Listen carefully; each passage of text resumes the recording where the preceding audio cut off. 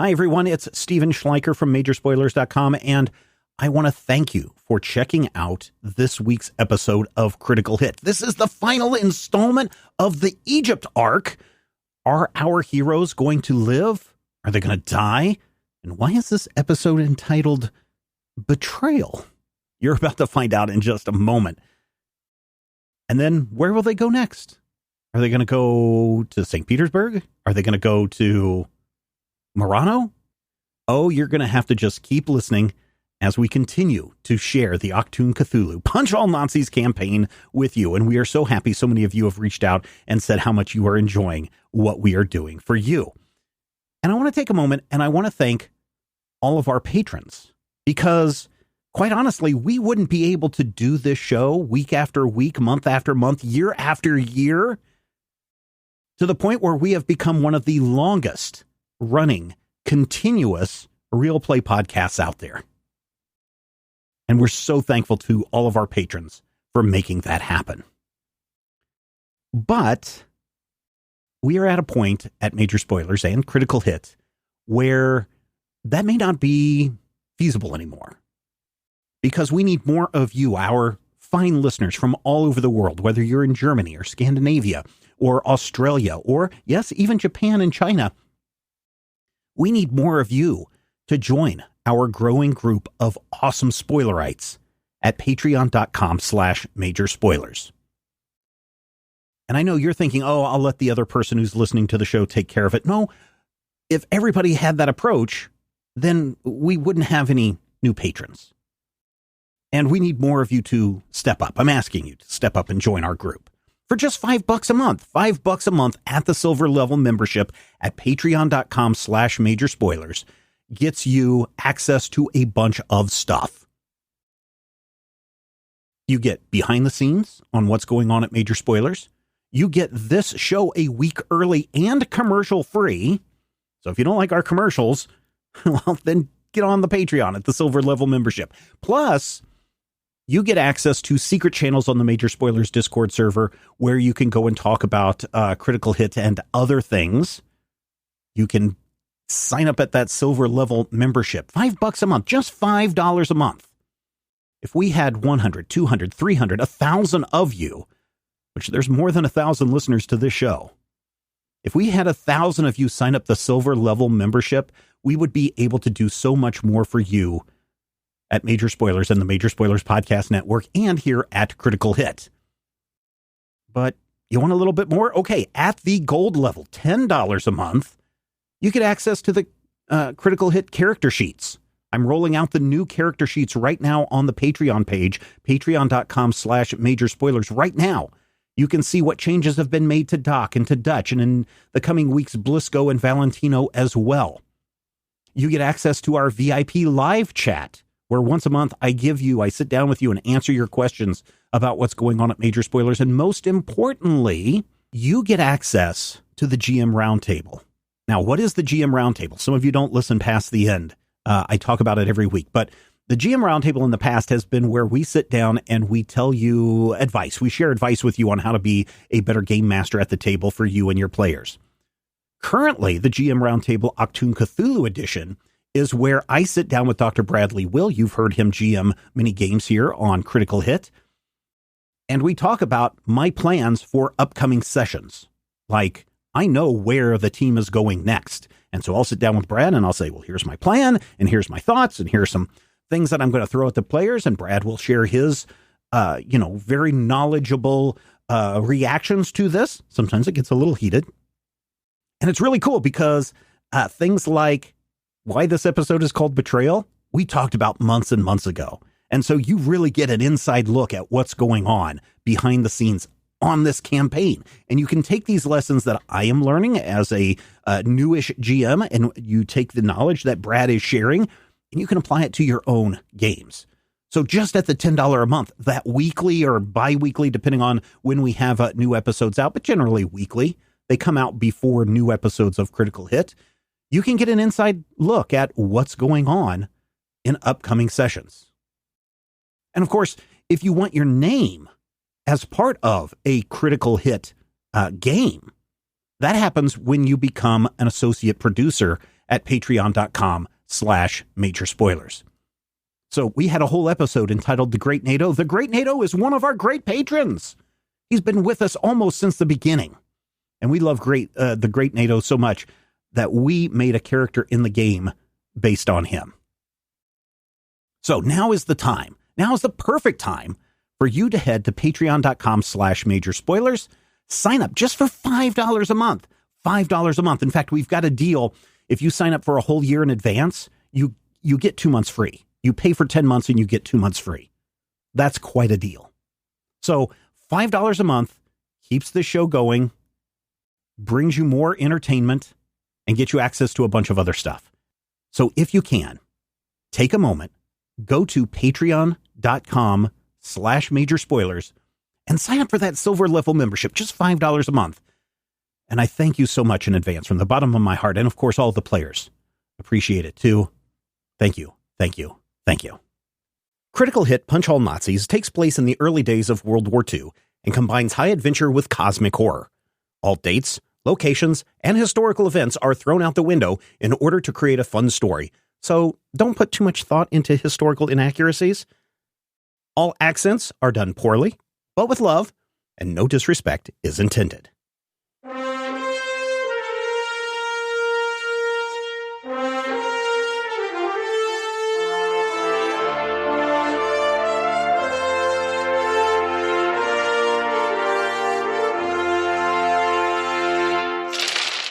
Last time on Critical Hit.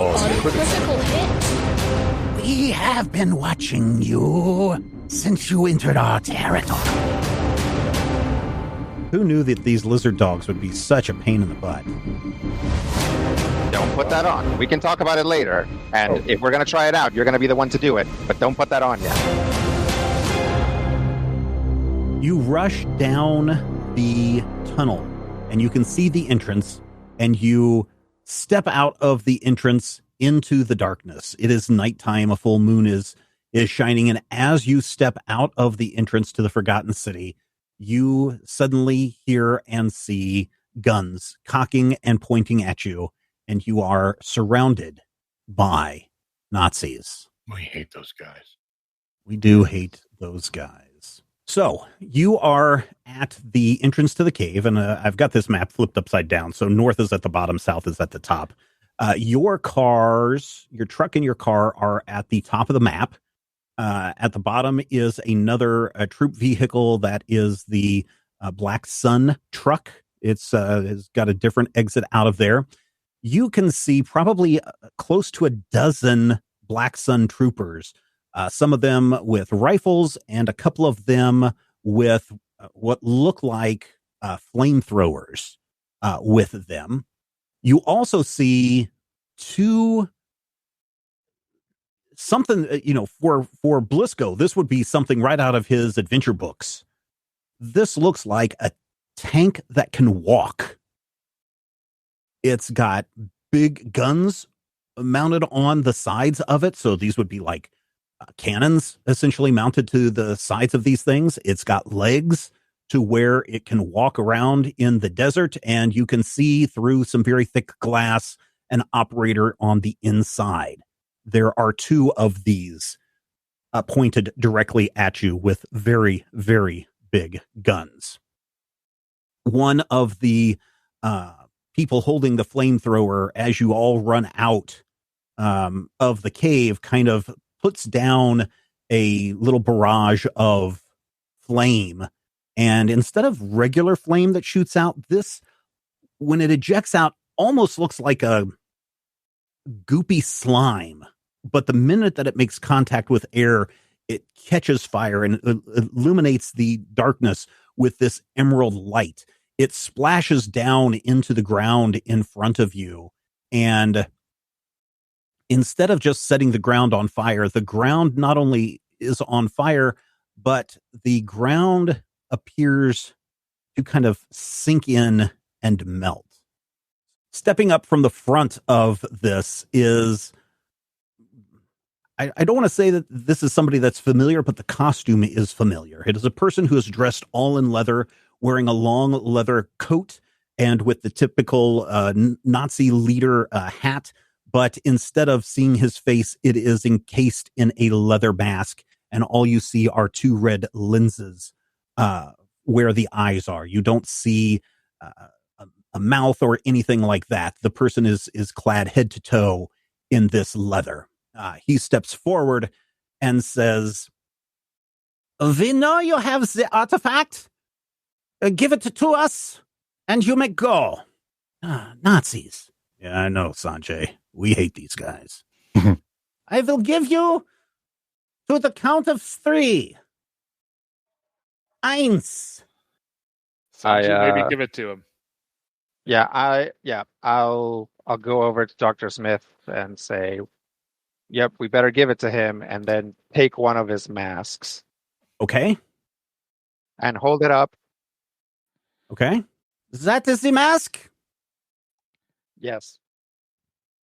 Bring it forward. Got any pineapples left, Sanjay?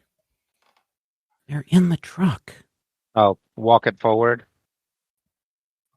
You get about halfway, and then you hear, "Wait just a minute."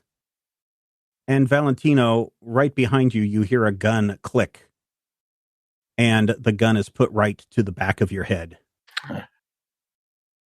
He has the mask in his pants. Oh. Do we hear any, snakes coming up from behind us? I mean, you can kind of hear something in the background. Ah, sweet. Please relieve our friend of the artifact. And you hear Sweet leans in with the gun still pressed against the back of your head. And she reaches around. You know, Valentino, you could join us. You could be very useful to the motherland.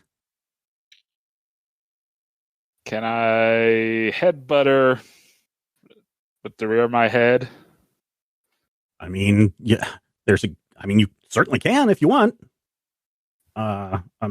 She's got a gun right to your head, so I mean, maybe duck and then kick back. That is what you want to do. Yeah, swat the bullet with your head into her face. Yes. All right, so you're going to need to roll. You're going to have to roll your agility and fighting.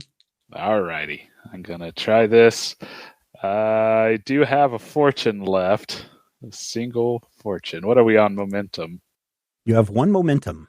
I think I will go ahead and burn our last momentum and spend the fortune. Mark. And That's how you start up a fight. So basically, duck, kick back, tell everyone to run. And all right, I will row this. All right.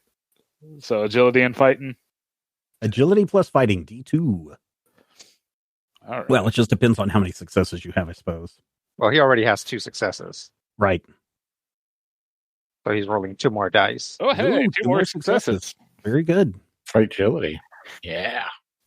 All right. So you kind of, as she's reaching around, her hand is right as it's starting to reach down into past your belt.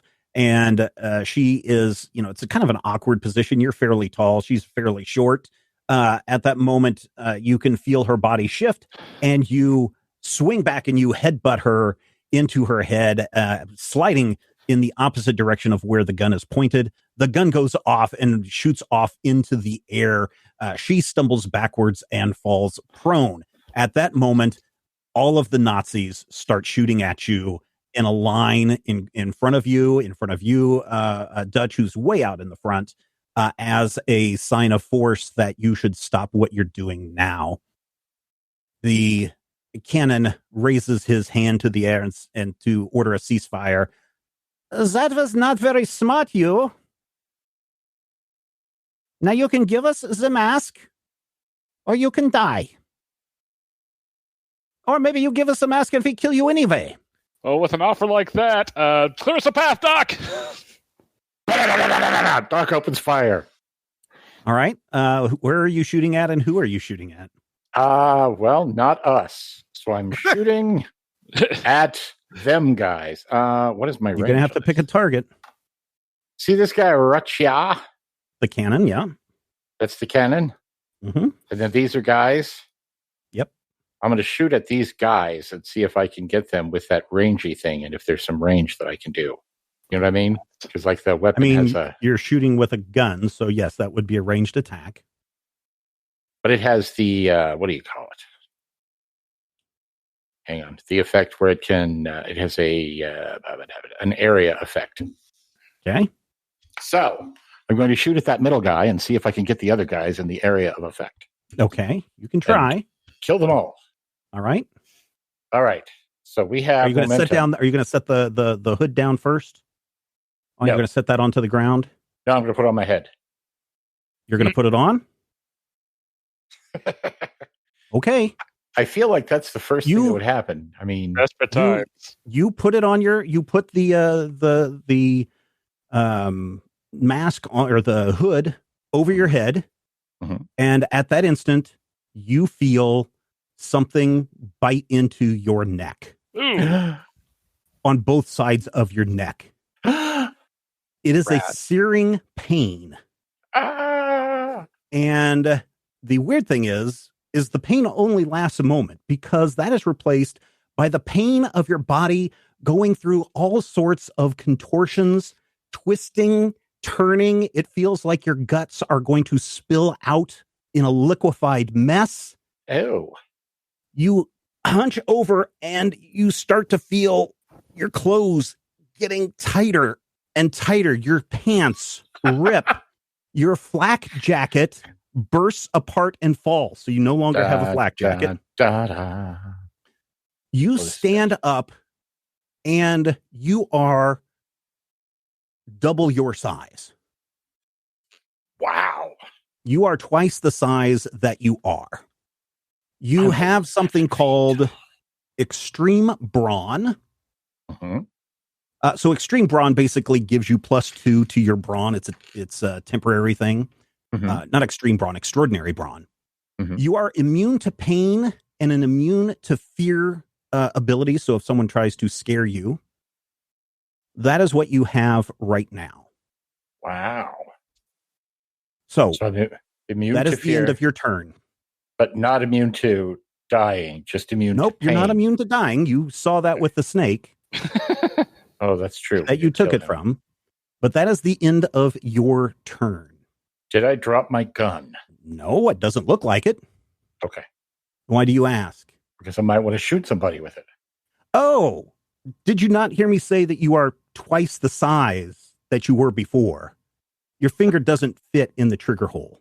Ah, you're a bad person and you should feel that. No, I didn't say put the hood on. I asked you what you were doing with it.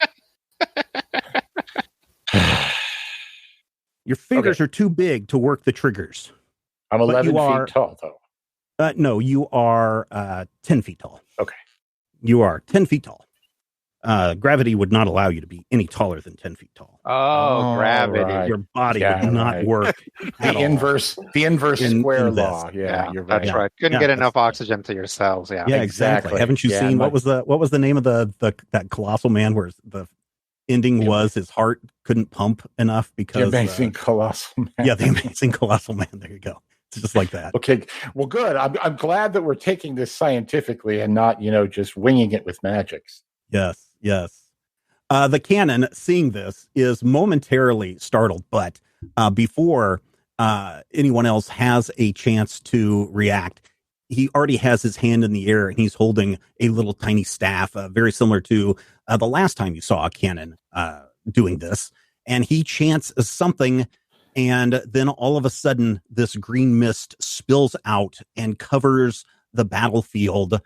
The difficulty for any ranged attacks is now +1. So if you're going to do any ranged attacks, you will need to do a +3 instead of a +2 on all of these people. All right, who would like to go next? Me. All right, what would you like to do? I'll jump the cannon. Okay. I'm going to go punch him in the face, I guess. Okay. And I'll take a momentum. All right.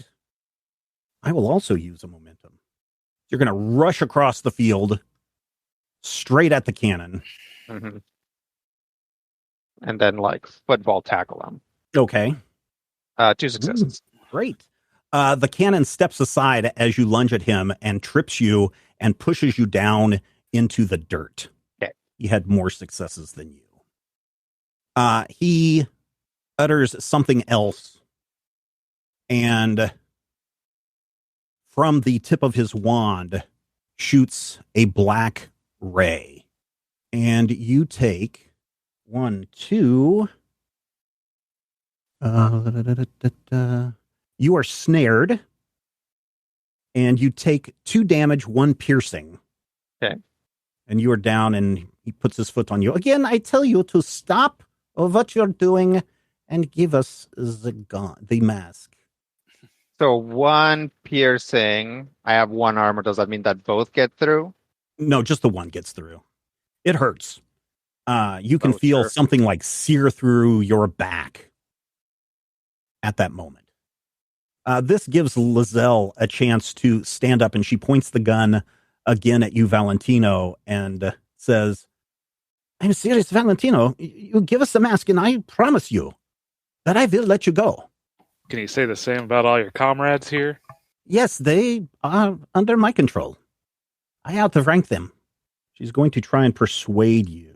She has 2 successes, so I'm going to let you try and roll a... I'm going to try to let you roll a, I guess, will plus resilience, just to see if you can beat her on that. I'm going to roll against that. Okay. Still back at 1 momentum. Mm-hmm. And you did use your fortune too, right? Yeah, I did use my last fortune.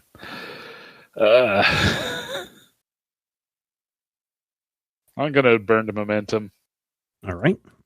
2 successes. All right, so you tie, so you have a choice here.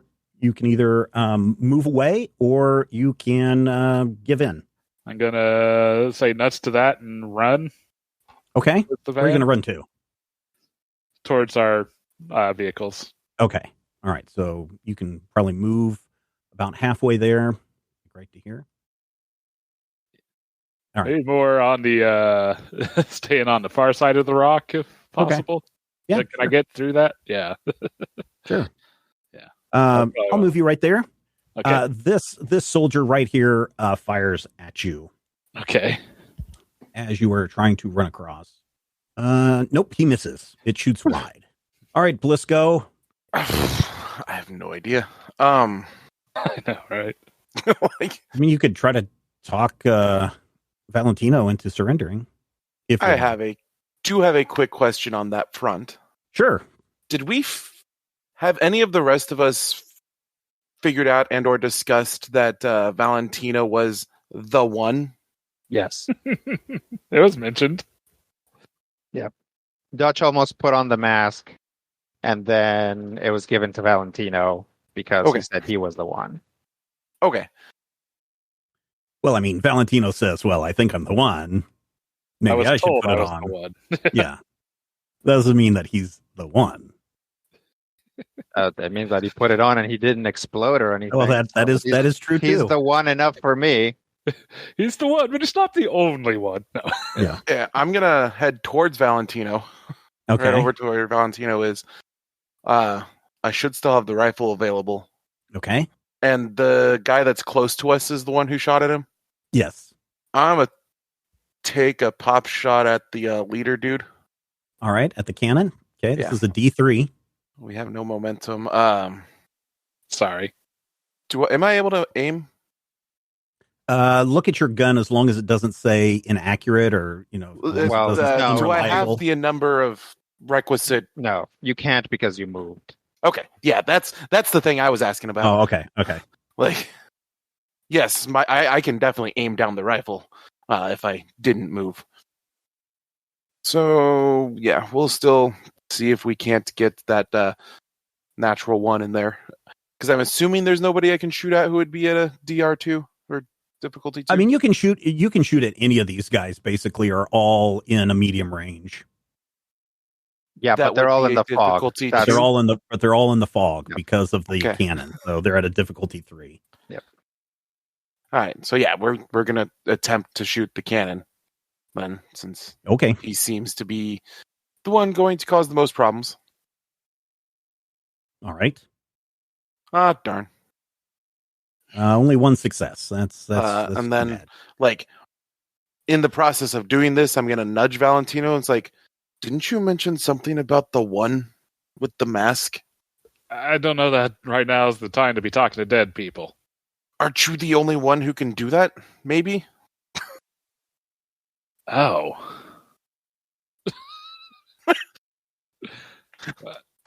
I mean, I guess we can find out. At that turn, the giant mobile tank turns in both of your directions and fires. Ah! Yeah. It's got a success and a complication. So one of the guns fires and it lands right in front of you. Right here, about 10 feet in front of you. It is a shell with an area effect, but it missed you guys. It missed you as the main target. You will each take 3 damage. There's no piercing, or there is 1 piercing on this. Oh, okay. So is that means it auto bypasses 1 armor? Yes. Okay, so we each take 2 essentially, Mhm. since we're both flacked. Yep. I believe we're both flacked anyways. Yes. Yep. Ow. You guys are. All right. So, Valentino, how you feeling?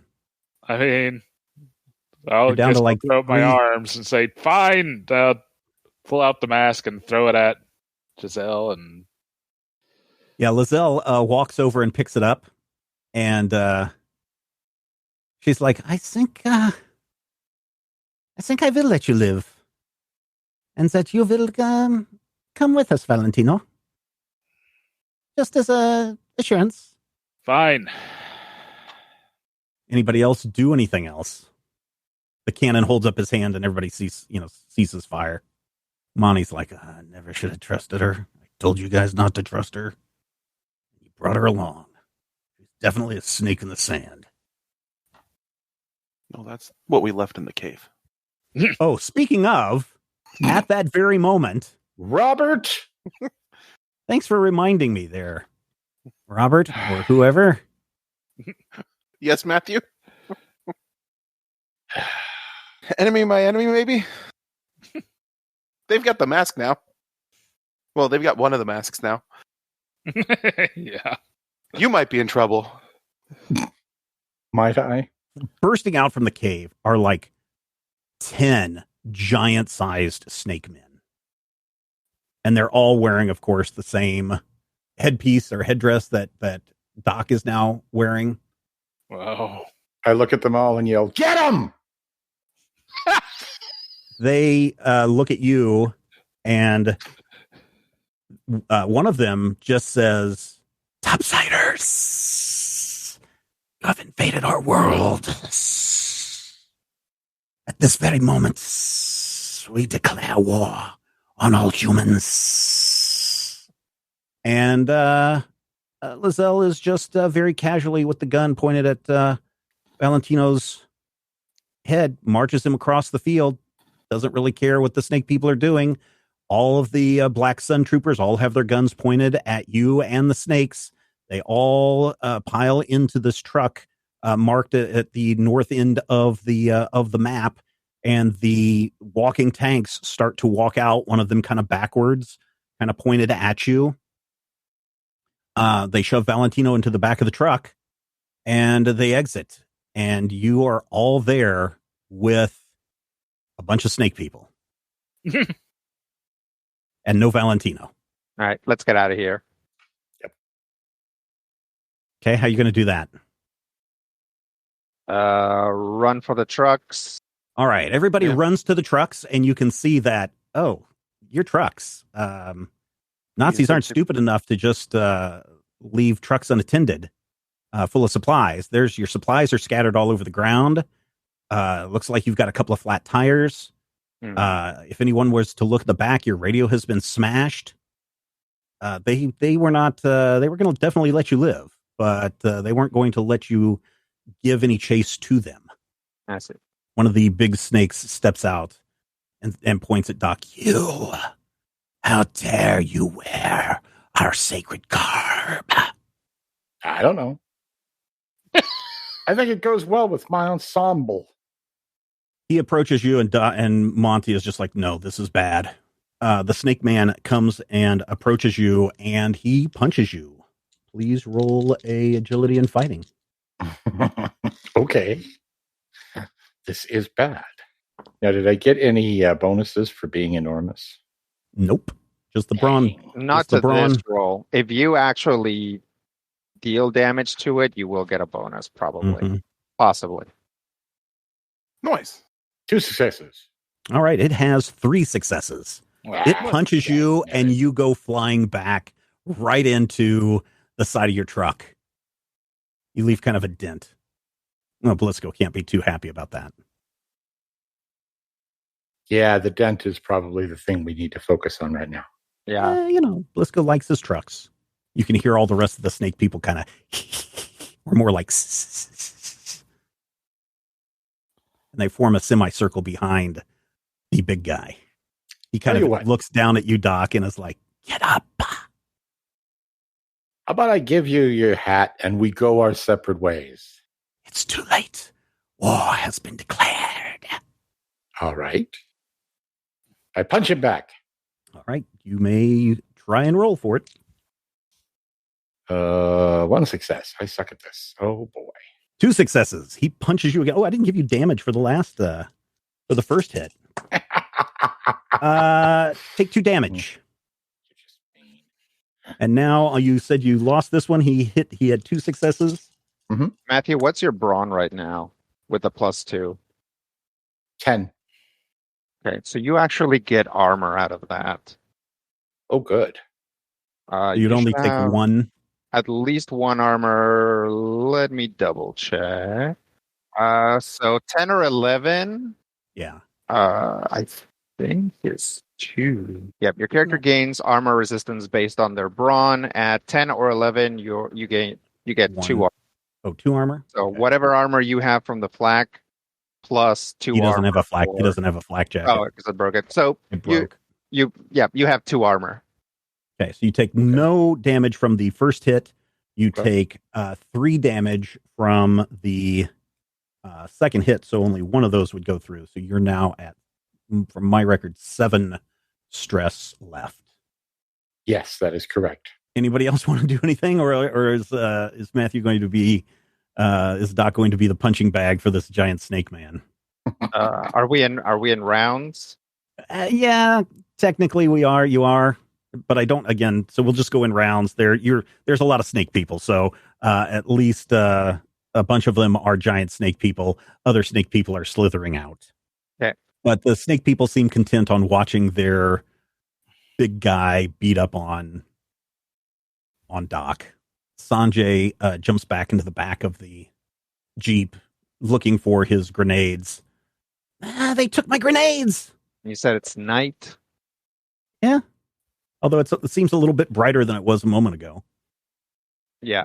And that could just be your eyes adjusting to the darkness. I guess we could try to run into the desert and hope that they're actually cold-blooded. Right? Well, it's okay. So why don't you go ahead and so what are you going to need for that? Agility plus athletics. So why don't you try that, Rodrigo? Okay. 1 success. 1 success. You start to run up. So you run across, and here on the map, you would be running to the left.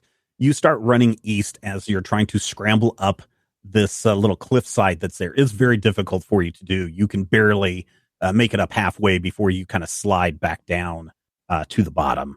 A couple of the snake people see that, and one of them raises its arm up to you, and you guys don't really, you kind of hear something, but you don't hear something. It sounds like a snake hiss, but it's not like a snake actually made a noise when it pointed its hand at you, and you just hear a and something shoots out at the Dutch and misses, like a projectile of some kind hits the rock right next to you. Jerks. Doc, you want to do anything? You want to try to punch him again? Can I rush him? That would be the same as punching him. It's the agility and fighting. Don't I get a bonus for a rush? No. I don't? Nope. A rush is a movement action. Okay. So Like you get to do double move. Crunch. Yeah, but he's not at a far distance or anything. So there's really no way to fight our way out of this situation. I mean, there might be. All right, I'll keep fighting. All right. Woohoo! Punch him again? Yeah. Are we out of momentum? Yep. I'm going to make us some momentum. That's the spirit. I'm going to punch him for 2 successes. Pow! I'm going to hit him right in the face. So you may do, what is it, 4D damage? Plus 2 for his brawn. Yeah, plus 2 for your brawn. I got awesome brawn. Pow.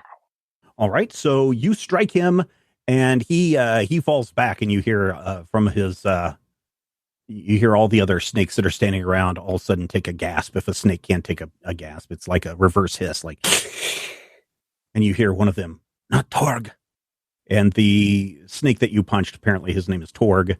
Mm-hmm. You just hear him kind of laugh a little bit, and he kind of shakes his head, and he gets up, but he's a little wobbly as he gets back up onto his body. Cause again, they don't have legs. They have snake bodies, but human arms. Right.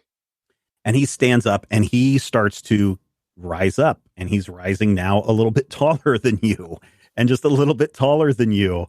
And he's using the full might of his snake body to rise up to a mighty position. And the minute that he stands up and looks down at you, he's easily a good 5 feet above you at this point. Doc.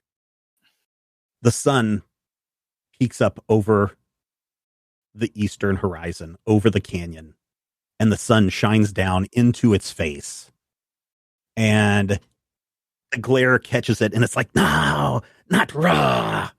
And all of the other snakes all suddenly start to panic. Ra has come, Ra has come. And they very all quickly run as fast as they can back into the cave. The war is not over, you hear one of them say. We will come back for you at night. Ra is my ally and will come for you. Okay, everybody is out of combat. Do we have some way to repair the tires? Let's go. Why don't you go and check out the status of these vehicles? Sanjay will come over with you. All right. What am I rolling for this, or am I just checking things out? Oh, you're just checking things out. Okay, look, this is not good. They have flattened at least 2 tires on each of your vehicles. Mm-hmm. That could be repaired. It looks like there is a hole in the radiator of your truck. The gas, your extra gas, has been dumped over and spilled all over the place. So you only have whatever gas is in your car, and there's probably some other. Tell you what, let's do it this way, Rob. You need to repair at least one of these vehicles. Right. You can't repair both of them. You're going to have to repair one of them. You need to get 5 successes. You need to tell me what you are wanting to fix, and then I will let you roll your mechanic and your abilities that you have with your car. So coordination plus engineering, you need to get 5 successes. Or let me put it this way. It will take 2 hours to do all the repairs necessary to one of these cars. So you're going to tell me what you're going to repair, and you're going to roll your coordination plus engineering. You do have your bonus in engineering. So you've got a range between 1 and 4. Every time you hit a success, you will repair that thing that needs to be repaired. If you roll additional successes on top of that, you can reduce the time it takes to repair one of the vehicles by 30 minutes. And you need to get a total of like 5 successes here. Now, anyone else can also lend assistance to you. So anyone else who wants to lend assistance, you would only be able to roll 1 d20 in this case. You can use whatever attribute skill combination you want. If you get a success, that success will be added into Rob's total success. Does that make sense to everybody? Yeah. Okay. So Rob, what's the first thing that you want to try and fix? Let's start with salvaging all the tires. Okay. So you're going to salvage all the tires. Would anybody like to assist Rob on this? Sure. All right. So Rodrigo, how are you going to assist Blisco? How is Dutch going to assist Blisco? I'll shoot him. No. All right. Sorry, just looking at what I'm best at. Okay. I will just help him get the tires, just like do the hard work of getting these tires off. And brawn and engineering, then? Is that what you're at? Or maybe it's brawn and vehicles, I guess is what it would probably be. Sure. Okay. So you need to roll. Both of them are the same. Yeah. So you need to roll brawn plus vehicles. And so you only do one die, 1d20 on that. And Rob, you need to do no successes. And so Rob, you need 2d20 with your, what do we say, coordination and engineering, or coordination and vehicles, I guess. Coordination and vehicles, yes. Yeah, that actually gives you a much bigger range. That gives me one more. Yeah, but I mean, for your critical success, though, it gives me one more. Yeah, actually, if Rodrigo had your coordination and vehicles, that would have been a success. So yeah. All right, so rolling that. Oh. Oh. All right, we're dead, guys. Incredible. Oh, it is clear that the truck tires are not salvageable at all. Sanjay is looking around and says, I think with just us, I think if we strip the Jeep down, we should all be able to get in. So now, Rob, you need to focus your attention on the Jeep. The Jeep has some damage to it, flat tires. It also looks like the gas tanks haven't been drained, but the gas tanks have, the extra gas has been scattered. You could try to siphon off gas from the truck to fill up the jerry cans. You can siphon gas to fill up the tank of the Jeep. You can do anything that you need to rip out any extra stuff in the Jeep to make sure that it will accommodate 1, 2, 3, 4, 5 full-size adults. Well, you've also got Matthew, who's still standing around very, very large. It's not going to accommodate him. So what would you like to do next, Rob? Did they do anything to the engine? Yeah, why don't you do a check on the engine and see if the engine is in tip-top shape. All right. 21. And if anybody would like to assist Rob on that would be helpful. Anybody? No? Okay. I will assist Rob. All right. What are you going to assist him with? He's looking at the engine, right? Yeah. They messed with it, so I'm going to lift the hood, which no longer has a hood thing, using my 10-footness. Okay. Well, with your incredible strength, you rip the hood off of the engine. But we have to roll for it first. So 1d20. Keep it from overheating. Yeah, exactly. So you need to roll a brawn plus athletics. Brawn plus athletics. Okay. And you're at a 10 now, so you need 11. You need an 11. I need an 11? Isn't your brawn temporarily at 10 because you're a giant? That's a good point. You are correct. I knew that. I was looking at that and I'm like trying to do the math in my head and you're saying numbers as I speak. Oh, for God's sake. Oh, man. Like I said, you rip the hood off of that. You don't know your own strength. And that hood goes flying out into the desert somewhere. You guys are not doing very good at your successes. But the nice thing is, Rob, the nice thing now, Blisco, is that now that the Jeep doesn't have a hood on it, the light just pours. The sunlight is able to get to every corner of the engine, and sure enough, it looks like they've taken the distributor cap off of the engine, and you are able to repair that. And because you had 2 successes, you are able to repair that in lightning time. You now only need an hour and a half to repair. I'm sorry, an hour to do all of the rest of the repairs. You only need 3 more successes. What are you going to repair next?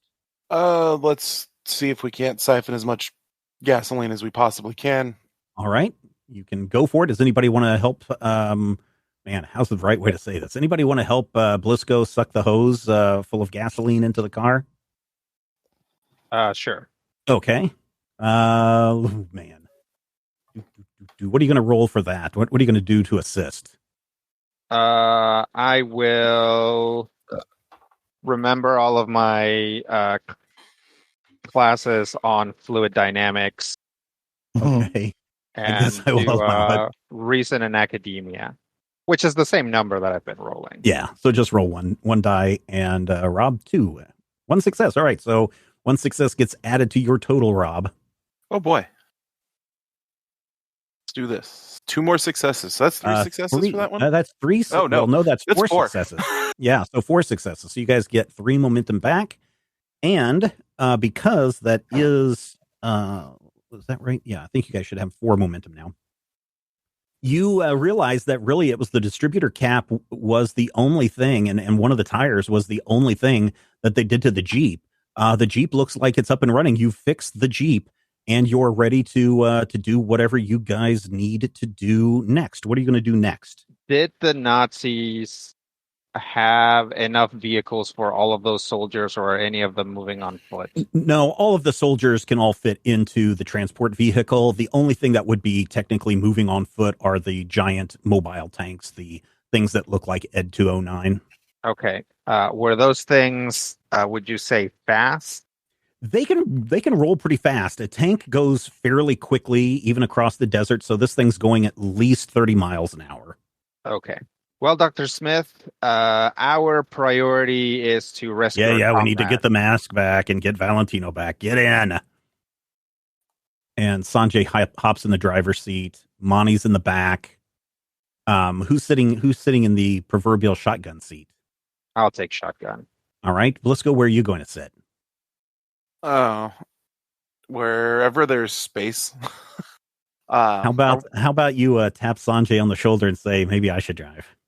Okay. Like, hey, kid. And then Sanjay kind of looks back at Dr. Smith, and Monty just kind of nods his head like, yeah, let him drive. And Sanjay looks a little sad, and he climbs in the back. What about you, Doc? I suppose I'm going to have to see what happens when I take off this hat. Are you going to take off the hat? Okay, you take off the hat. I'm going to take off the hat. Okay, so you lose all your brawn and your invulnerability to or immune to pain and fear attacks. Mm-hmm. But you suddenly feel like, remember how it felt like there were 2 snakes biting you in the neck before, and it was pumping you through full of poison? This time the poison does feel like it is poisoning your body, and you take 4 physical stress. Okay. So you don't have any armor now because your temporary brawn is gone. God.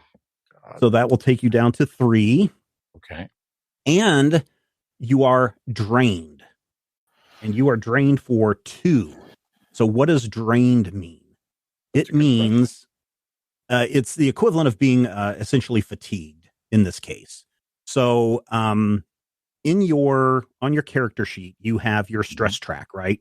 And the way we've been doing it is for all of the stress you have, we leave those squares open. And then I think there's 12 boxes total. And so you cross out the ones that don't apply to you. Mm-hmm. So now you need to fill in 2 more of those boxes for your total stress track. So essentially you have gone from a total stress of 10 to now you only have 8 stress. Total? Only 8 stress total remaining. And how many points did I take from? 4. And I don't have any armor to offset any of that. Oh, boy. So what are you down for your total stress remaining? I have 1. Okay. When we block out the 2. Yep. When you block out the 2, make sure you block it out with a different put a thing. D or something on there, because this is a temporary effect that can go away. Right. Got a big red D. You got a big red D. A big red F. Yeah. Yeah. Oy. All right. So Doc, just withers. I mean, the minute he takes it off, his body just withers down to almost nothing. You feel a great deal of pain in this. You are physically exhausted after wearing that hood and fighting a giant snake monster. It was a cool snake fight, right, Matthew, but it took a lot out of you. You are super weak. You can barely pull yourself into the back of the Jeep, and you kind of curl up down on the kind of the floor part of the back of that Jeep. I don't just because you're I'm able to do any medicine on myself. Well, what kind of medicine would you do? Because you only have taken physical damage. Right. And it's all kind of internal from the serum that this hood has.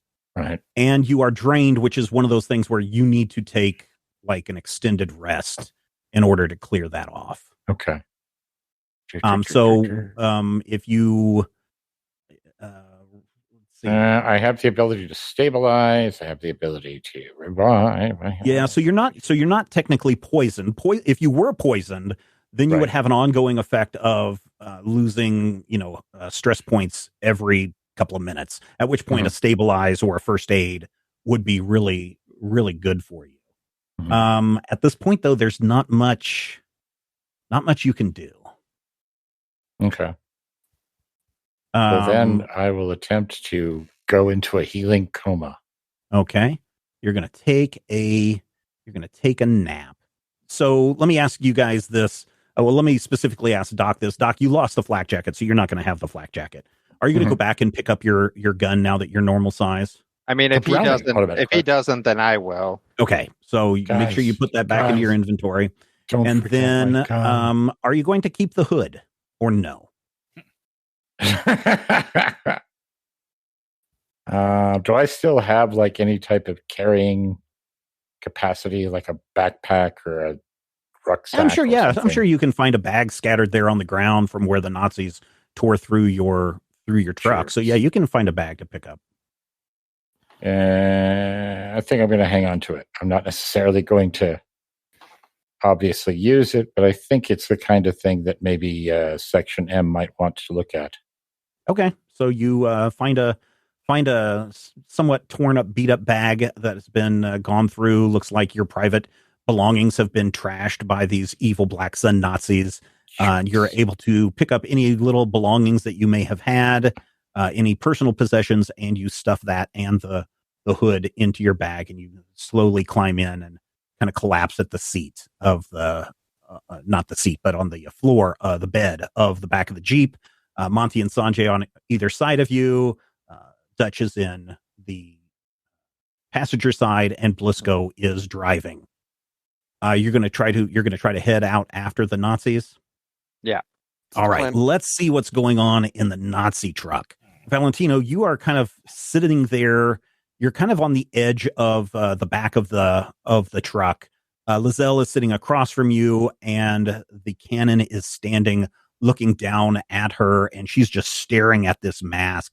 And she's like, "Oh, this is so wonderful. With this, we will be able to very quickly find the rest of the artifacts. I know where at least 2 others are." Or 3. What did we say? 3 is what you guys had? 3, yeah. I think 3 is correct. I know where at least 3 more will be. This is a good day for us. Yeah, sweet. This is very good. The Führer will be most happy with you. Yeah, how does it work? He put the mask on his face, and he said he was able to talk with spirits. And you can just see in her eyes, she's just like, She's just mad with power. Valentina, are you going to do or say anything? No, just going to sit there and be scowly. She raises the mask up, and she puts it on her face. And in about 5 seconds, you just hear her scream at the top of her voice. She is in so much pain. The cannon runs, reaches out to her, pulls the mask across off of her face and flings it across the bed of the truck. It's going to kind of rest right by your feet. And Lizelle is just holding her face and screaming in pain. She curls down onto the floor. All of the soldiers in the truck have no idea what's going on. They all have their guns pointed and they don't know what's going on. And Lizelle is just screaming in pain. And the cannon is like, Sweet, please tell me what is wrong. What is wrong? Is this an enclosed? No, it's one of those transport trucks, that is open in the back. And you're sitting right on the bench, right at the edge of the back of the truck. Jump to the ground. Is there another vehicle behind this one? No, but you can kind of see probably at a running alongside the truck are the two mobile tanks, robot tanks. Yeah, I think I'm going to basically grab the mask and leap out. All right, so you're going to need to do a coordination plus... It's going to hurt. No, let's do an agility. An agility plus... you have no athletics. Oh, so agility. It's a good thing you guys have 4 momentum, though. Yeah, you only need 1 success for agility plus athletics to leap from the back of the truck. Of it. All right, go for it. Does that give you 5? That'll give you 5 dice? 4 dice. Yeah. Oh, wow. Only 1 success. You have 1 success. And 1 complication. All right, so as you grab the mask and you leap from the back of the truck, it all happens so quickly that no one knows what's going on. You hear Lizelle is just out of it. She's just screaming in pain. The cannon says, "Stop the truck!" And just because of all the noise and everything that's going on, one soldier tries to take a shot at you, and he hits you in the shoulder. Please take 3. You've got a flak jacket still on, so you need to take 3 physical damage. Oh, dang. I got what 1. What are you at? Oh, no, but your flak... No. Your flak jacket absorbs 2 of those, so you should have 2 of those. Yeah, right? Because then your flak jacket is 2? Yeah, flak jackets are 2. Yeah, so you have 2. You only took 1 of those damage. Okay. So it hits you in the shoulder, and you go rolling down a sand dune. In the meantime, the truck is slowing as much as it can. The robot tanks keep moving quite a bit ahead. It takes them a little bit longer to slow down, but eventually they are going to slow down. The troops are all getting out of the truck, and they are going to begin a search for you.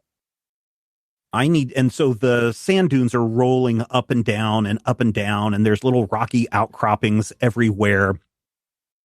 Brian, I'm going to need you. You're all alone, Valentino. You are all alone in the desert, and you need to get away from these Black Sun troopers and this convoy. They're going to be searching for you. You're going to need 4 successes in order to successfully escape.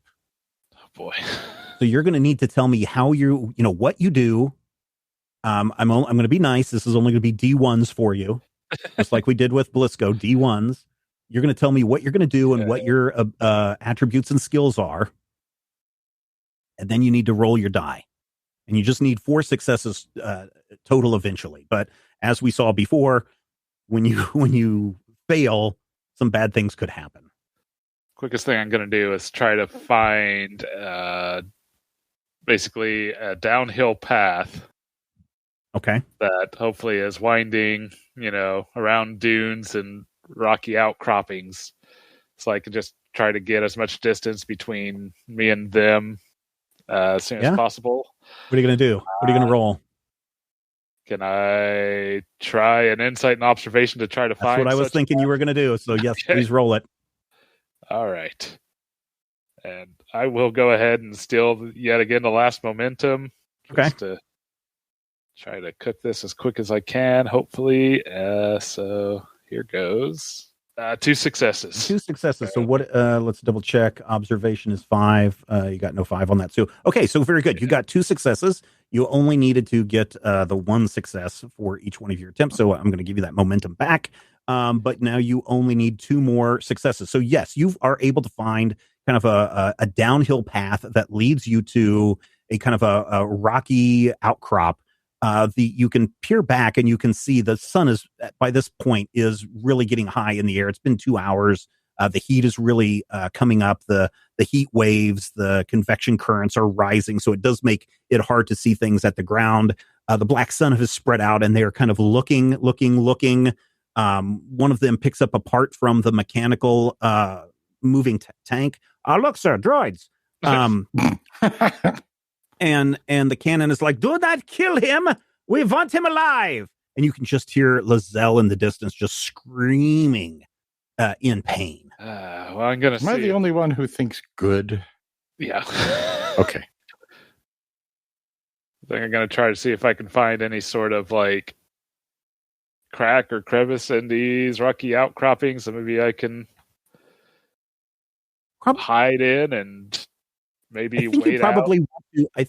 I don't think you want to wait them out, because I think that they're going to want to look for you. So I would think that you would want to try to move away as you can, quickly as you can. And certainly there are, other rocky outcrops moving away from these guys. If you go down another hill, there may be, another little canyon that you might be able to get away from.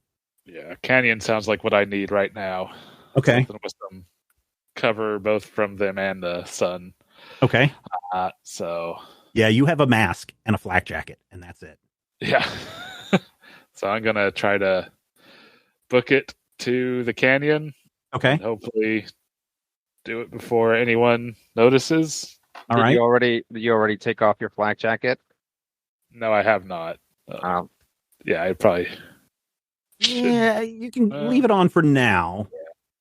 Yeah. You are a little slowed. If you were to leave it on beyond this scene, then it would cause you a fatigue. But for now, I'm going to let you leave it on until you either escape or not escape. Okay. So, actually, could I perhaps try to stealth to the canyon without no one noticing? Yeah, sure. Stealth plus what? Let's see. Agility, I think, is the... Ooh, yeah. Most applicable, even though... Yeah. All right. I guess the only other thing that I could say that you might consider, but I don't know if it's going to be any different, might be will plus survival, but you don't have anything in survival. Don't have anything in survival, so yeah. Yep. So go ahead, try it. Yep. You have 1 momentum still. Yeah, I'll use it. Okay. So here goes. 2 successes and a complication. All right, 2 successes and a complication. That is enough. And you now have a total of 4 successes between those 2, plus you get a momentum back.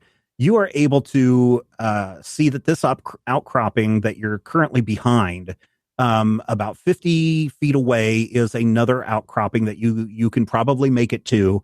You make sure that none of the black sun are in your sight, and you run as fast as you can over to the next outcropping. When you get to that next outcropping, you see that it drops down into a canyon, and the canyon runs for quite some distance back towards the south. So, you lower yourself down into that.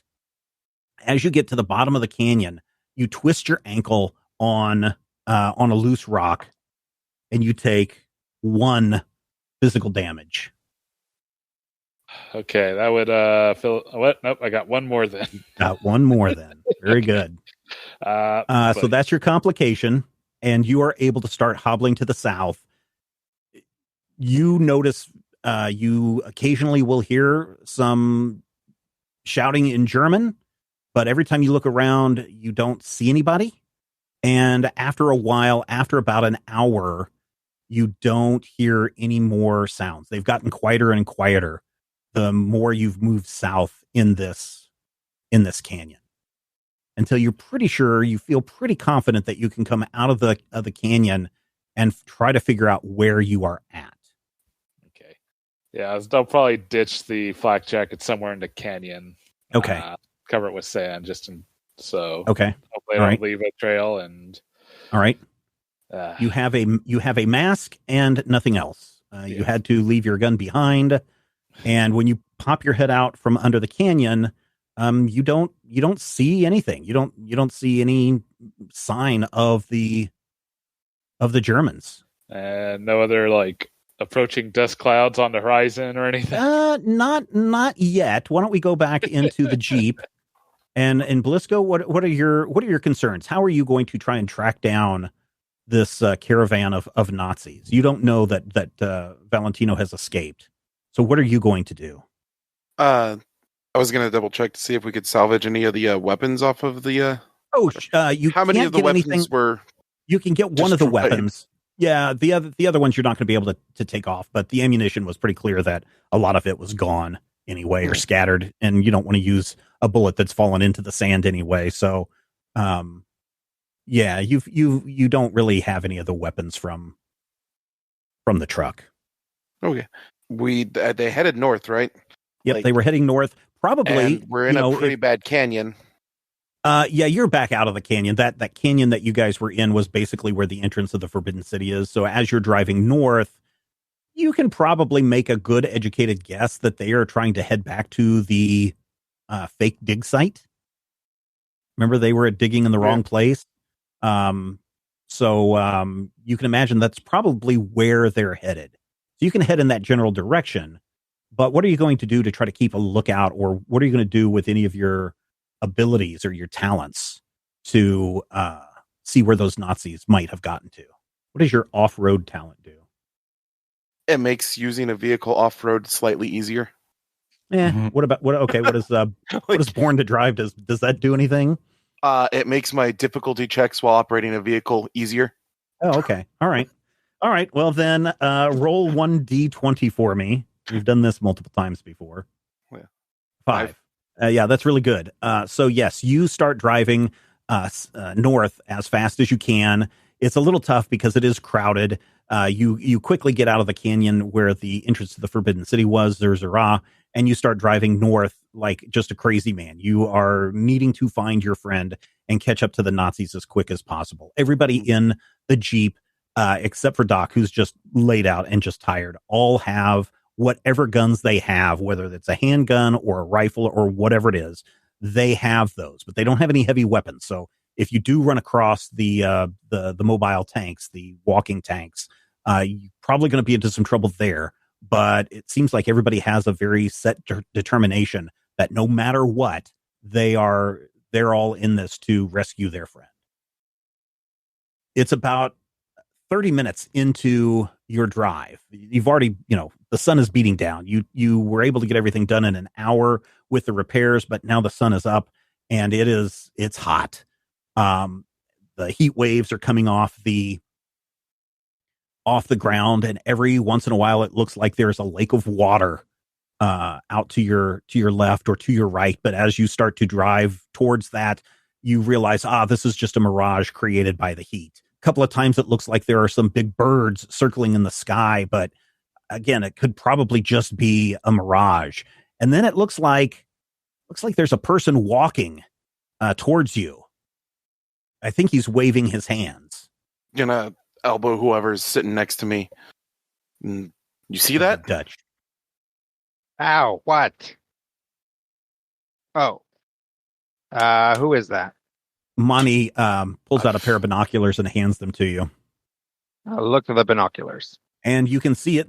Sure enough, it looks like Valentino. He's stumbling along, but that's Valentino. Oh, hey, it's Valentino. Hard turn towards him. Okay. Faster. Takes you about a minute to get to it, and you pull up alongside, and there is a very sweaty, exhausted, somewhat bleeding Valentino holding a mask. All right. That's long enough. Yeah, get on. Once we get you hydrated, you can tell us all about how you got away.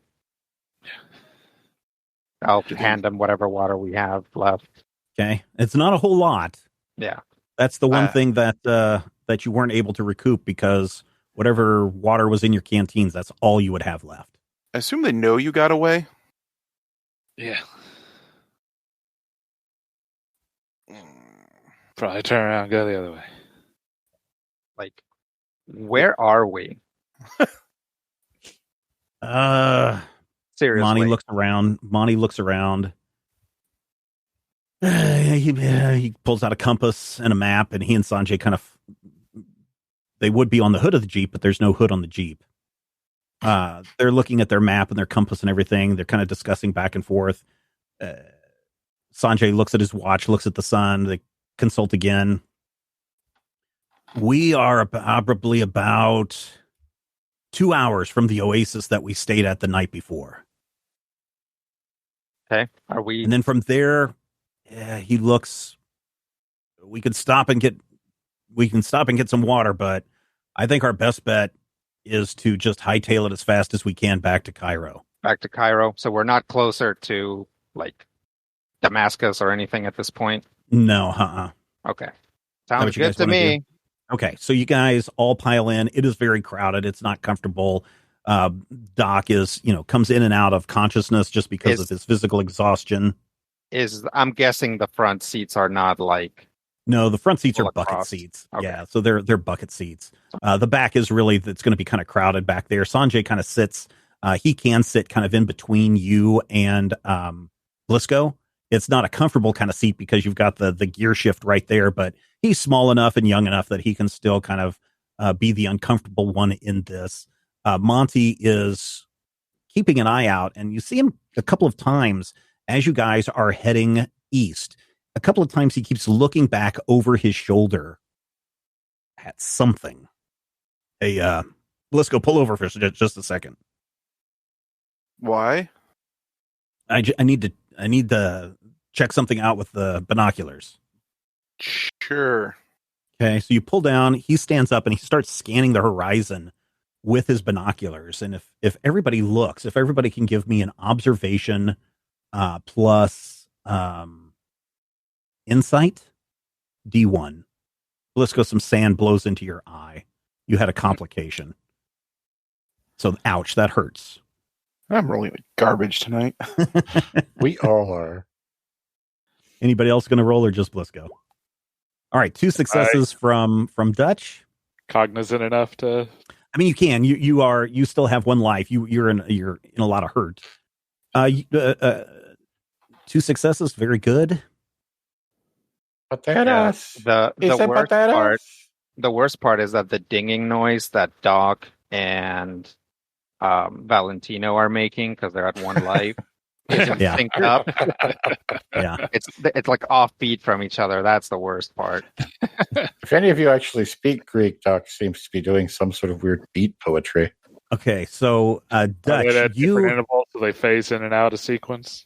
There you go.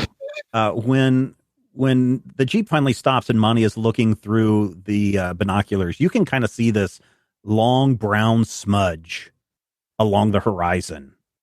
And Valentino, you can as you lift yourself up and peer over the back of the Jeep, you can also see this brown smudge on the horizon.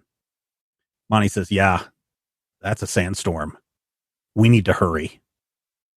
If we go flat out, and if we can navigate all of this terrain, and if we just drive as fast as we can, we should be able to stay ahead of it, but it's going to be close. And this is a big sandstorm.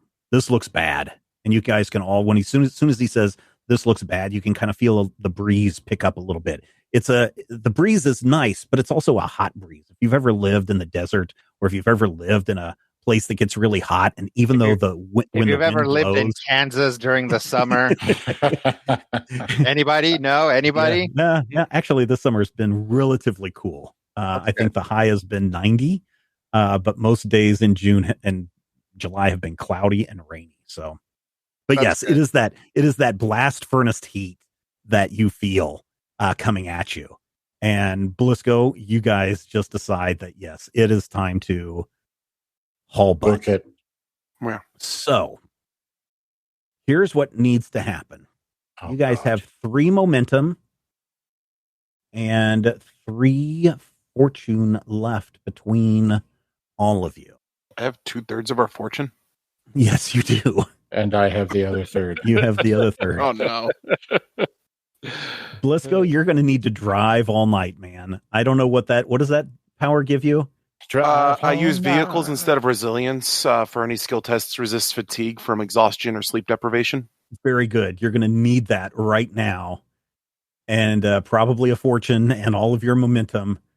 I need you to do, what is that?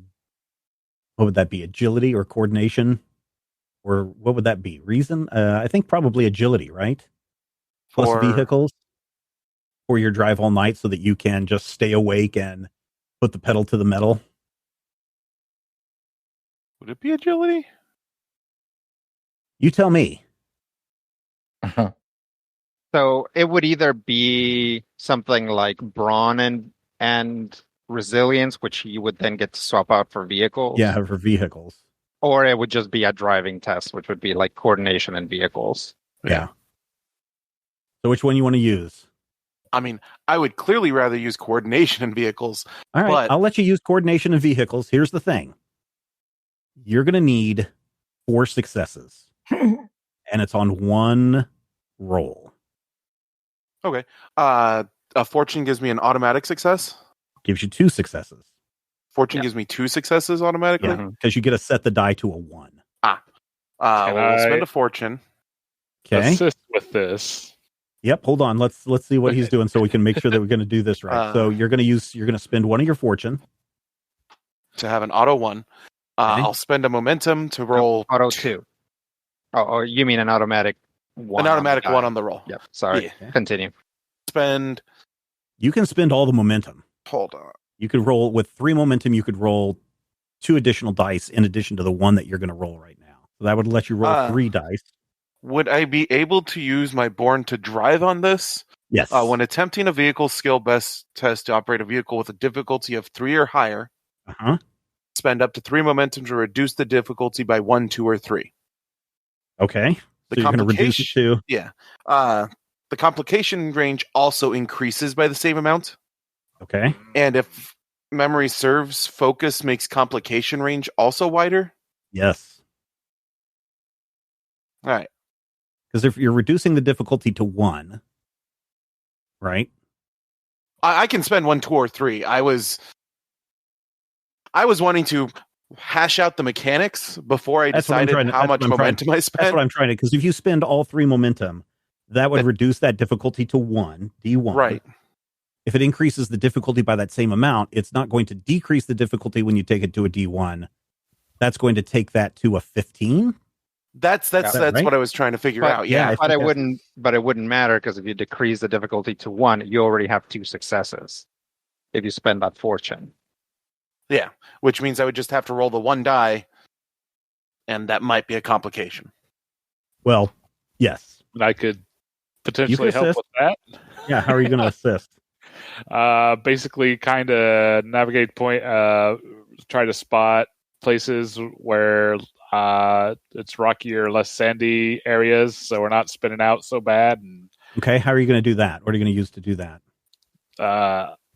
Observation and what was this skill called? Hold on. Yeah, it's an academia, or was it engineering? Sorry, insight and observation. Yeah, insight and observation. Is that the one that has your... Yeah, go ahead. Roll insight and observation. 1D on that, Brian. All right. 1 success. So you guys now have 3 successes. And I also have the advisor talent.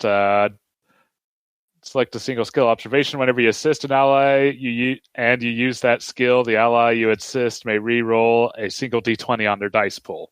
Okay, cool.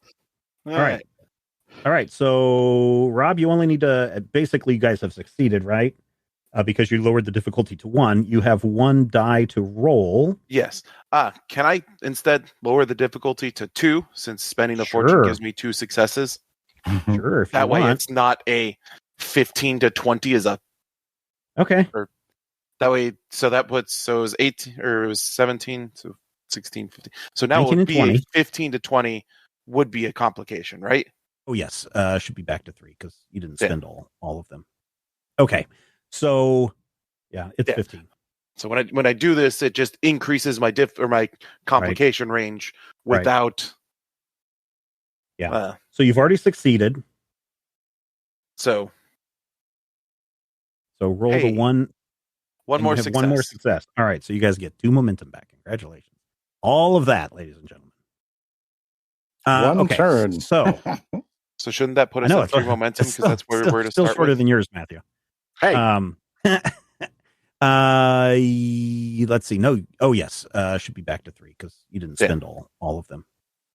You are able to make a very quick stop at the oasis to get any water that you need, but it is literally fill up your canteens, get back in, and drive.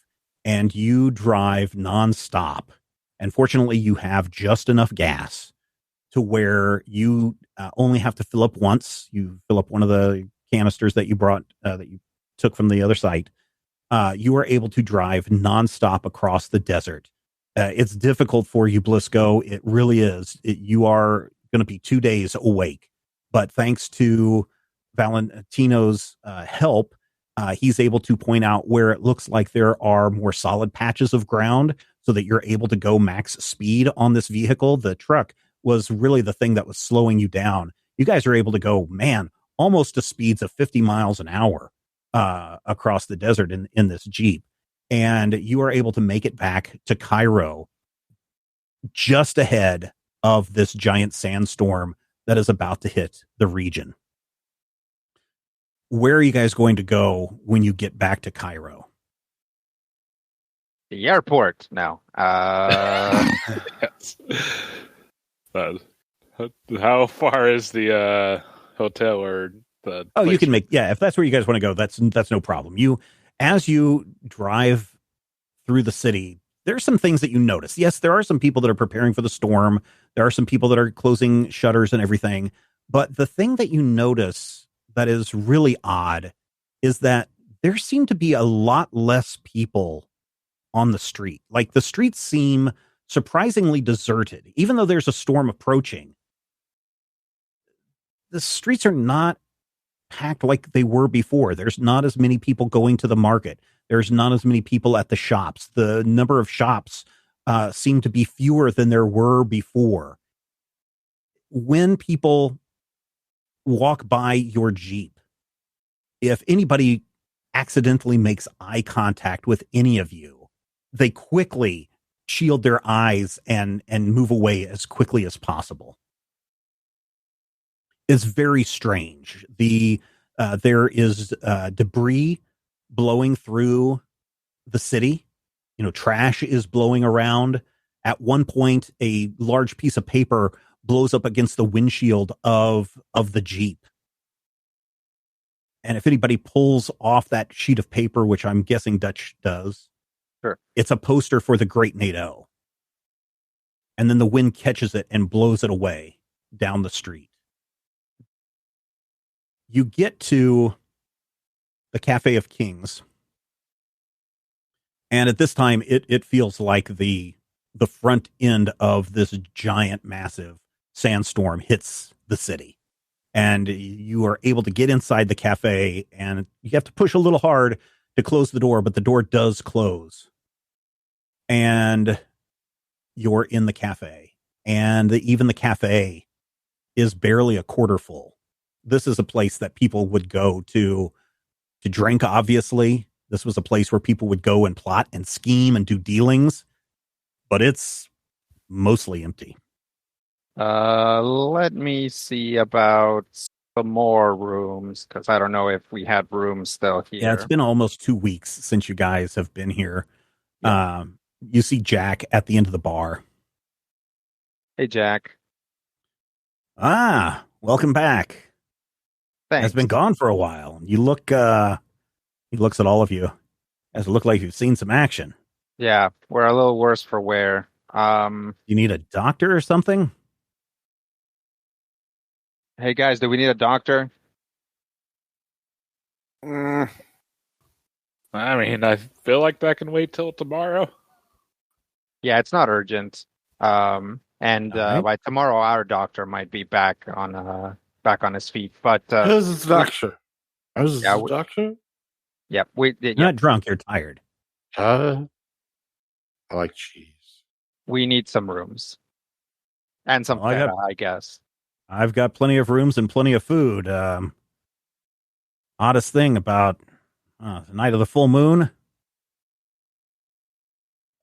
it's like a fifth of the population of the city just disappeared. This would have been a week and a half ago. What does this happen every full moon? No. Everyone is very upset about this. Everyone has no idea what happened. There's at least a couple of reports where people were walking out into the desert almost as if they were in a trance, but a fifth of the population of Cairo just wander out into the desert, never to be seen again. It's strange. People are definitely very nervous. People are talking magic mumbo jumbo and superstitious nonsense. And okay, well, how much of the British garrison walked out into the desert? Oh, so it's basically an equal amount. So okay, it's not like one was more than the other. It's a very equal distribution. Rich, poor, British, non-British, natives just wandered out into the desert. What we hear. Well, I guess those of us that are still here should be thankful and weary. Jack just kind of gives you a you're not concerned about this kind of look, and it's like, all right, well, here are your keys. It just happens to be the same rooms that you guys were in before. Sure. Thanks for staying at the Cafe of Kings. Yep. All right, guys. Let's take a rest, and we'll come back and get some food.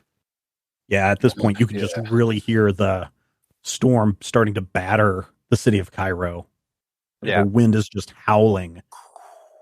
For those of you that lived in super windy areas, the sound of a howling wind, and mix that in, especially, lately we've had a lot more sandstorms and stuff. So even if you haven't been in a major haboob here in the United States, maybe you've been in a sandstorm somewhere else. But you know how that is as well. The lights flicker in your rooms. The shutters are banging, and rattling in their frame as you each take your rooms. Monty and Sanjay are in another room, all up on the second floor. You all take a rest, and then it is the next morning. The wind howls all night and into the next day. How much stress does a rest clear? So you may clear all of your stress. Oh, thank goodness. You may go back to full on your stress. If you are fatigued, you need at least another day of rest before you can get rid of that. So Matthew, you're still at 8. I'm still drained or fatigued. So I've got you're still 2 blocks out. Still drained. Yep. Okay. Was I fatigued? But everybody else, no. Okay. You were lucky and were able to use your abilities. Yeah. You didn't put an ancient artifact on your head in a moment of thoughtless foolishness. I mean, maybe it wasn't foolishness. What would have happened if you weren't wearing that we got some use out of headdress whenever the giant snake people attacked you? Okay, so it is the next day. Everybody gets a good night's sleep. Doc, you're able to patch up anybody that needs any patching. Certainly Valentino has a bullet wound that needs to be addressed. Any cuts or scrapes from your fighting with the snake? What are you guys going to do? You guys all downstairs now? Are you using the phone to call anybody? Are you trying to meet with anybody? Yeah, are the phones working? Yeah, the phones are working, but they may be intermittent service, but it doesn't feel like the lines are overly crowded, right? It's like, open lines for everyone. Okay. I will call Section M. All right. Ring, ring. May I direct your call? Yes. Oh, heck, I got nothing. Franklin wanted a turkey. One moment. And then the phone rings. Ring, ring, ring, ring. And then it picks up and you hear a woman's voice. Hello. The Brigadier's office. Yes. May I speak with the Brigadier, please? May I ask who's calling? This is Dutch. Is he expecting your call? I think so. Oh, you mean today specifically? No. One moment. Oh, hello, Dutch. Hello, Brigadier. How goes the Egyptian campaign? Well, we've got one of the items. Yes. That's great. Great news. We're trying to get out of Cairo, but there's a sandstorm on. So I don't know how successful. I don't know how successful we'll be at that today or tomorrow. Okay, are you coming back to Paris? I don't think so. I think we're going to try to go straight for another lead. Oh, already. Very good. Where are you headed? We're heading to Italy. Italy. Well, that Mussolini is giving people trouble as well. Need to be very careful there. Yeah, we understand, but he's hopefully not looking for us specifically. So then again, we've found Nazis everywhere we've gone up until now, so who knows? They are creeping across the planet, that's for sure. Yes. Let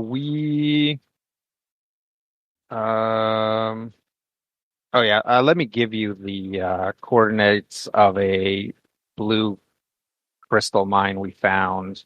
Oh, excellent. We're getting reports that they are using these not only to power their electric weapons, but they appear to be turning them into bullets as well. Oh, great. So I'll give them the coordinates of that. We set that camp that was outside of that mine on fire, so I don't know what its status is now, but just so you know, it's there. Okay, well, it will probably... Badger was able to come back from trying to go to that one camp that you pointed us to. It seemed to be deserted by the time they got there. That was just a day or so ago. Okay. I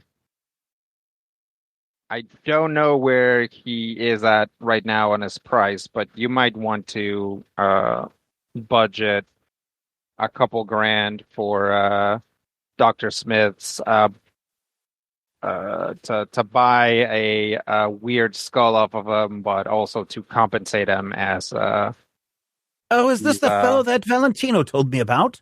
Yes. 2,000 is an awful lot, but I think we can arrange that. He will have to come here, though. To Paris? Yes, if he's going to give us the artifact. Okay, I'll tell him.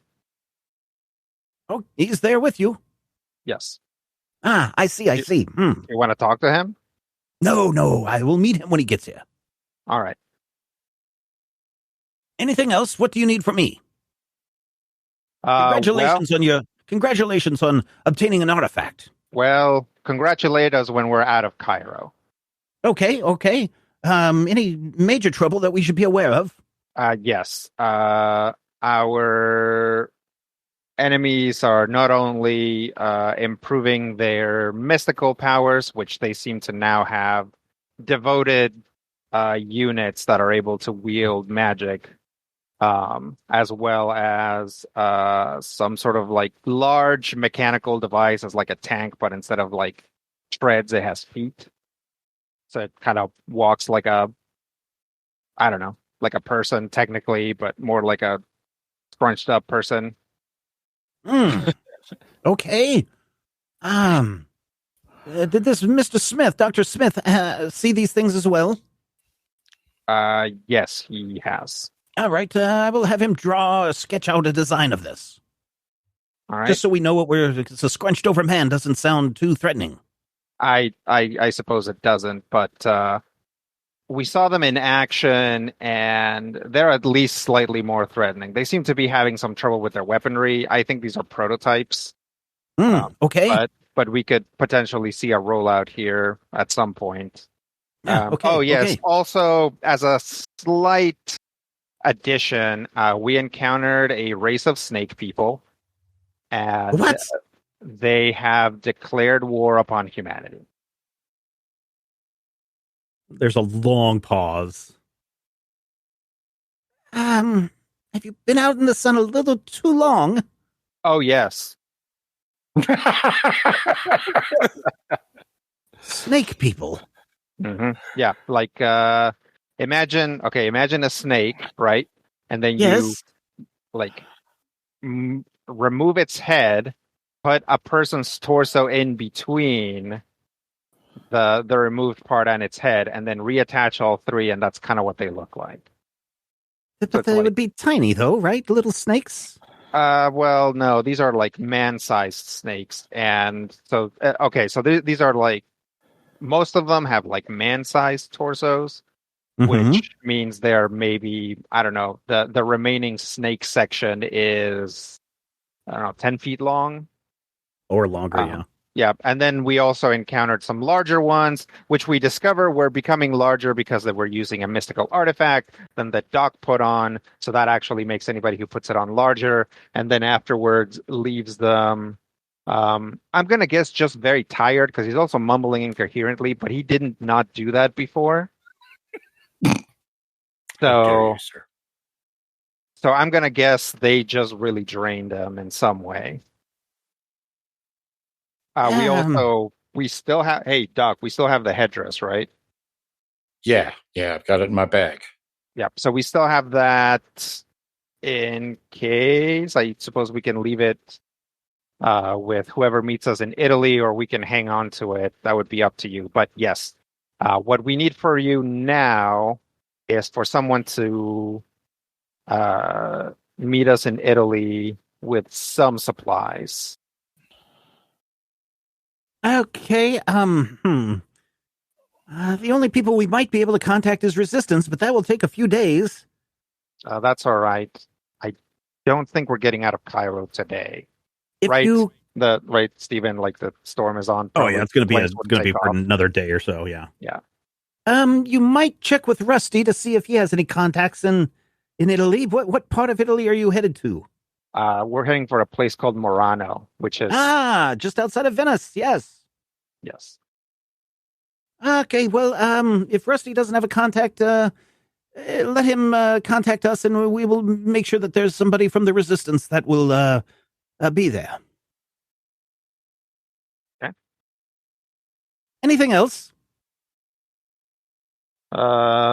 Anything else, guys? Nope, I don't think so. The opposition might also know the position of the remaining, or yes, we had them all. That's right. We were, I suppose, infiltrated. An expert that came with us turned out to be working for the Nazis, so they know about the Italian artifact. There's also two more artifacts that we know about, one in St. Petersburg and one in the United States. This mole, you say? Yeah. How was he able to infiltrate your small party? She was recommended to us in a way by I forgot the doctor's name. Jacobs. By Dr. Jacobs. She had been working with him to figure out his to basically be able to reconstruct his research on the City of the Dead. So we took her on, as well as Dr. Smith, to basically act as guides, since we don't know the area and none of us are archaeologists. And I'm sure you killed her, yes? I don't know. Hey, Valentino, what happened to Lizelle? Or Sweet, I suppose, is actually her real name. Wait, what? Her code name. Yeah, her code name is Sweet. Sweet Lizelle Bohm? Oh, is it? Well, her name was Lizelle Bohm, yeah. I guess once you put it all together, yes. Oh, she's a very high-ranking member of the Black Sun. We know that now. You're lucky to be alive. She's killed many men and women and children and dogs. Well, good thing we didn't bring any dogs. Cats too, I suppose. We did bring one child, though. He was pretty useful. You endangered a child? Well, his de facto guardian signed a permission slip. Hey, Valentino, what happened? What happened to Lizelle? She tried the mask and it didn't seem to agree with her. Unfortunately, I do not know whether or not she recovered. Survived? Yeah. Looks like she tried to use the mask, and it didn't want her to, or something happened. The mask. Mm-hmm. Is that one of the artifacts? That is one of the artifacts, yes. That is the artifact that we have. When, between now and the time that you get to Venice, I need you to write up a report. Get it to me at your first convenience. You should be able to encode it and send it to us over just regular transmission lines. All right. And we'll take it from there. But please, spell out what the artifact is, what it does, where you found it. If you can give us any more information about Lizelle Poem, that would be excellent. Okay. If you know anything else about the location or what these other artifacts are, please include that. All right. If you, your walking tanks, and apparently these snake people need to be included in a report. All right. Okay, anything else? No, I don't think so. Okay, well, see Rusty for what you need, and let us know when you get to Italy. Great. Thank you. Good luck. You as well. Punch all Nazis. Yes. We hate those guys. We do too. Hang up. All right. Yep, you hang up. Dutch will walk back over to the group and say, So all right. You got my money? Yes. There is probably a check waiting for you in Paris. He looks at you like, I don't know what a check is, or he's never, been paid by check. I think he's a cash only kind of guy, but he kind of nods and Paris, huh? Who am I supposed to meet? I'll give him some info. Library of Paris. All right. Yeah. All right. Well, that moment the door busts open and wind and sand, and you see a figure come in and push the door closed. You can hear the few people that are in the bar kind of grump and complain. And then the door is closed and the coat comes down, and, the person is brushing off all the sand and grit and grime. And you see that it's Rusty Stowe. Oh, hey, Rusty. Oh, hello. I see you've had success. Yes. So, yep. Mm-hmm. Very good. Very good. Bartender, drink, please. My mouth is so dry. So you'll have to tell me all about it. Oh, yep. We'll tell you everything that happened, and we might need some of your contacts. Oh, contacts for where? Where are you headed next? We're heading to Italy. Italy. Oh, well, that's yes. And I think I can find a name for you before you leave. Obviously, you're not leaving today, or probably not tomorrow. Yeah.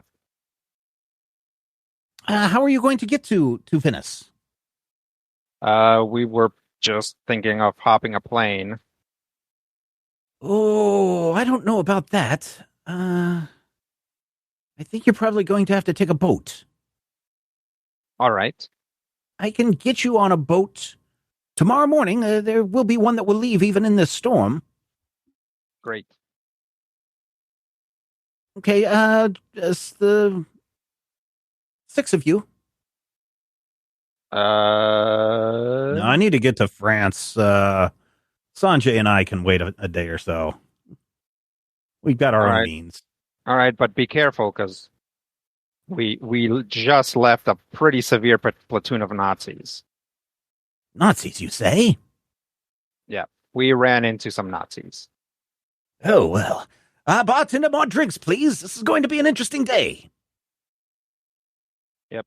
And Dutch will turn to the other members of the group and be like, gents, we have homework. So, Valentino, I need you to write up a report on the mask and everything you know about it. All right. Blisco, I know you only got a quick look at them, but I need you to write a report on those tanks. Yeah, already been figuring things out. Okay. Doc, Snake People, All right. facts only, please. I know that you've got a lot of theories, but only what we observed, all right? Oh, yeah. Hey, listen, Doc, I appreciate everything that you did, taking the risks that you did on this, especially when we were in the dealing with that crazy cult. I appreciate that. I really do. But let me give you a word of advice. Do you know the story of the boy who cried wolf? I'm familiar, yes. Yeah. So all these conspiracy theories, I'm not saying they're right or they're wrong, but if you go around spouting crazy conspiracy theories to everyone that you meet, the time when your conspiracy theory cult stuff really matters, no one's going to listen to you. So maybe keep that stuff under your hat. I'll take it under advisement. Or your hood. Hmm. What are you going to do with that thing? I don't know. Yeah, we haven't decided yet. We can either try to turn it into Section M, or we can grab a hold of it if you think that the side effects can be mitigated in some way. Doc, you would need to do an Insight plus Snake knowledge. plus. Well, I was going to say probably medicine. Insight plus medicine check. Yeah, a D1 on that. If you wanted to try to examine it. 2 successes, very good. Some theories. Yeah, so what you can tell from this is that indeed you don't know where it's coming from, but every time you were to put the hood on, there are indeed some spikes in the hood that inject right into your neck on each side. And there is some kind of a potion or a fluid or something that pumps out, although you're not able to, unless you want to destroy the hood, you're not going to be able to see what the fluid is or extract any of it for investigation. Mm-hmm. But it pumps something into your body that gave you all of those powers. And your guess is, because of the experience that you had, it is something that is probably formulated more for the snake people than for humans. And that is why you had the negative reaction. An educated guest would tell you that there's no way to determine. It's not like you're going to build up an immunity each time you put this on. Mm-hmm. So one time, it could, when you take it off, could do a lot more harm to you or a lot less harm to you or no harm to you. You really have no way of knowing what this fluid, this poison, we'll call it a poison, or a serum. Let's call it a serum. That's probably a better name for it. You really have no idea what this serum would do to you in the future. But you do know what it does do to you when you're wearing it. So, So that probably answers the question of whether we could try and use it again. I mean, you could certainly use it again. Yes. It's pretty clear that you could use this again. But it doesn't, you can't tell how many charges it has, for example. But yeah, you could die. You could take it off and die just from wearing it. So anything else you guys want to discuss? Just that after everybody's done writing the reports, and I'll write the main report. That basically goes through everything we did. Okay. That somebody has to encode it. Yeah, I think that's Valentino. Probably Valentino would probably be able to encode it and send it off.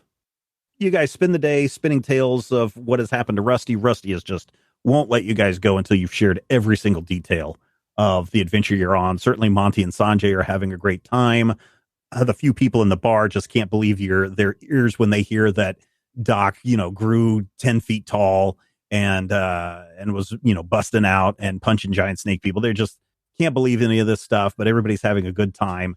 But in the background, you can kind of get this weird feeling that even though everyone in the bar is having a light moment, that in the back of their head, they're just thinking about all the people that have disappeared in the city.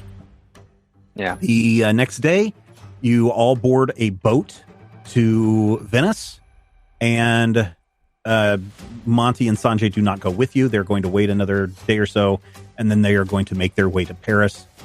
Everybody parts.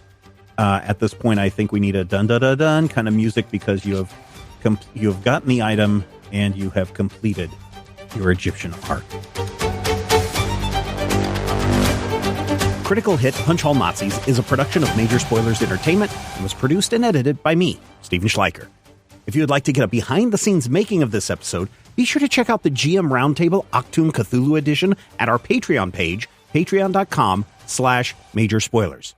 Each week I discuss my plans for the upcoming game session, and Dr. Brad Will is there to share his reactions and advice on how to be a better game master. That wraps it up for the Egyptian campaign. What's going to happen to these guys when they head to Italy? Oh, it's going to be so intense. Hey, you may have noticed that Rusty Stowe is back. Hey, Rusty, welcome back into the game. Rusty, of course, is named after our patron, Rusty Stowe. If you would like to get your name mentioned in an upcoming episode, and you want to become an NPC in an upcoming episode, all you need to do is point your browser to patreon.com/Major Spoilers. Again, patreon.com/Major Spoilers.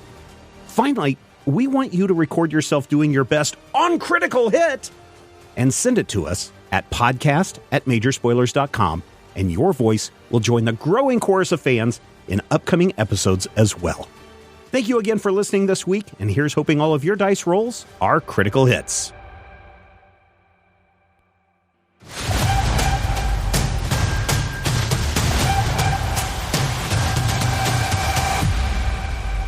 This podcast is copyright 2023 by Major Spoilers Entertainment, LLC.